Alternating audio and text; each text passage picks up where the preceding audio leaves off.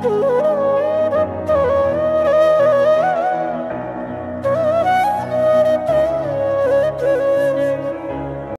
কৃষ্ণ। একাদশী তিথি, একাদশী তিথিকে বলা হয়েছে যে ব্রত শ্রেষ্ঠ। এমনকি একাদশী তিথিকে ভগবান বিষ্ণুর স্বয়ং অবতার রূপেও স্বীকার করা হয়েছে, যে ভগবানের শ্রীঅঙ্গ থেকেই সৃষ্টি হয়েছে এই একাদশী তিথি। পাপ পুরুষের নিবৃত্তির জন্য বা পাপ পুরুষের সম্পূর্ণ পাপী মানুষকে বৈকুণ্ঠ লাভের জন্য বা বৈকুণ্ঠতে গমন করানোর জন্য নিয়ে যাওয়ার জন্য সৃষ্টি হলো এই একাদশী।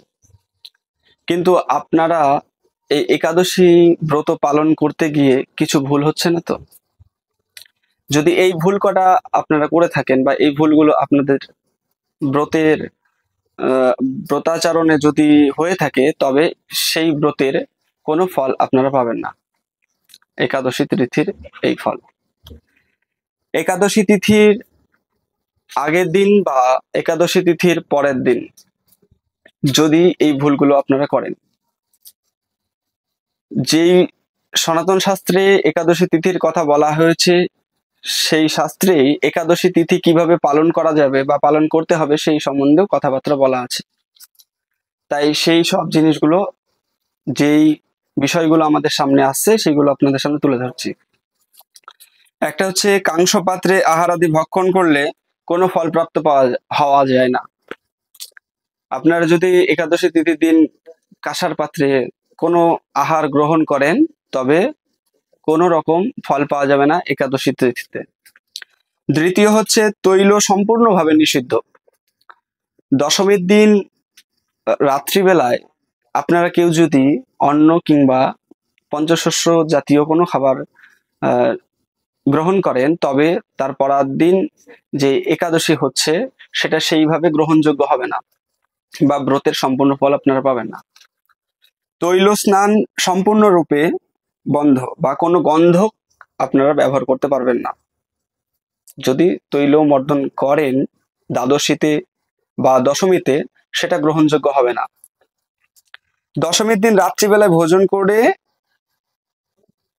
তার সকালবেলায় বা তার পরের দিন সকালে বা প্রাতে উঠে দন্ত ধাবন করা নিষিদ্ধ। দন্ত ধাবন না করার পরিবর্তে কি বলা আছে, সেটা হচ্ছে দ্বাদশ বার মুখটাকে ধৌত করতে হবে এবং কুলি করতে হবে, এটা বলা হয়েছে। এবং দশমীর দিন নারী সম্ভাষণ সম্পূর্ণভাবে অবৈধ। একাদশীর দিন লাউ, শাক, মধু, বেগুন এবং অত্যন্ত ভোজন বা অতিরিক্ত মাত্রায় ভোজন করা সম্পূর্ণভাবে বর্জনীয়। আপনারা যারা একাদশীর দিনে অনুকল্প বলে বিকল্পের ব্যবস্থা করছেন, সেই একাদশীতে কোনো ব্রতের ফল পাওয়া যাবে না। সেটা বৈষ্ণব হোক বা অন্যান্য ধর্মাবলম্বী হোক, শাক্ত হোক, শৈব হোক।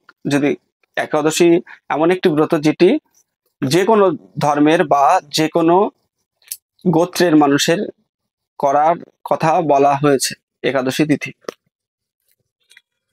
নিশাকালে অবশ্যই জাগরণ, মানে নিদ্রা ভঙ্গ করতে হবে একাদশীর দিন।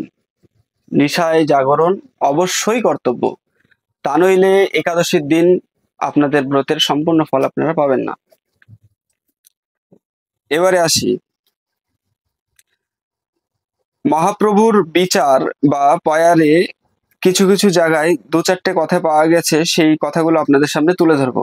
সেটা ইসকনের নামহট্ট পরিচয় গ্রন্থের একদম শেষের পেজের আগেরটা। পেজ সংখ্যা বলে দিচ্ছি আমি, সেটা হচ্ছে 228 পেজ। শুধুমাত্র 4টে লাইন তুলে ধরবো। আপনারা যারা বৈষ্ণব ধর্ম অবলম্বন করছে, সে ইসকনের ভক্ত হোক, গৌরিয়া ভক্ত হোক বা অন্যান্য কোনো ভক্ত হোক না কেন, আপনারা কি নিজেদের পথভ্রষ্ট হচ্ছেন না? আপনারা একটু মিলিয়ে দেখবেন যে আপনারা পথভ্রষ্ট হচ্ছেন কিনা। কারণ আপনাদের গ্রন্থে বা আমাদের নামহট্ট গ্রন্থে যেই বিধান দেওয়া আছে, সেই বিধানের উল্টো আচরণ আপনাদের কাছ থেকে আমরা পাচ্ছি বা আমরা দেখতে পাচ্ছি। সেই আচরণগুলো আমরা তুলে ধরবো এই ভিডিওর মাধ্যমে। অতএব ভিডিওটিকে কেউ স্ক্রিপ্ট না করে পুরো ভিডিওটি দেখার চেষ্টা করবেন। মহাপ্রভুর সেই কথাতে বলছে যে অনুকল্প স্থান মাত্র নিরসন্ন প্রসাদ পাত্র বৈষ্ণবকে জানিহ নিশ্চিত, মানে অনুকল্প স্থান মাত্র নিরন্ন প্রসাদ পাত্র বৈষ্ণবকে জানিহ নিশ্চিত, এগুলো বৈষ্ণবের আচার।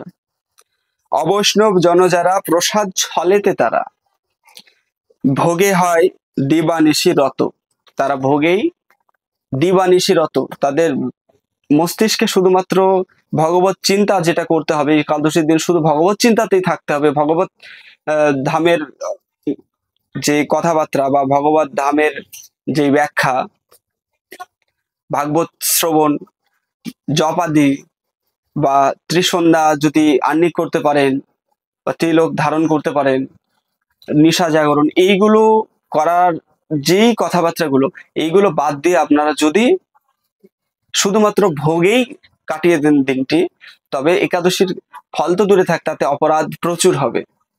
সেটা হচ্ছে নামহট্টের 228 পৃষ্ঠায় সেটা সম্পূর্ণভাবে আমরা দেখতে পাচ্ছি। তাই যেই স্কন ভক্ত বা যেই গৌড়ীয় বৈষ্ণব, যে কোনো মঠ বা কোনো মন্দিরকে টেনে এখানে কথা বলা হচ্ছে না, শুধুমাত্র ভক্তদের কিছু আচরণ আপনাদের সামনে এই ভিডিওর মাধ্যমে আমরা তুলে ধরবো।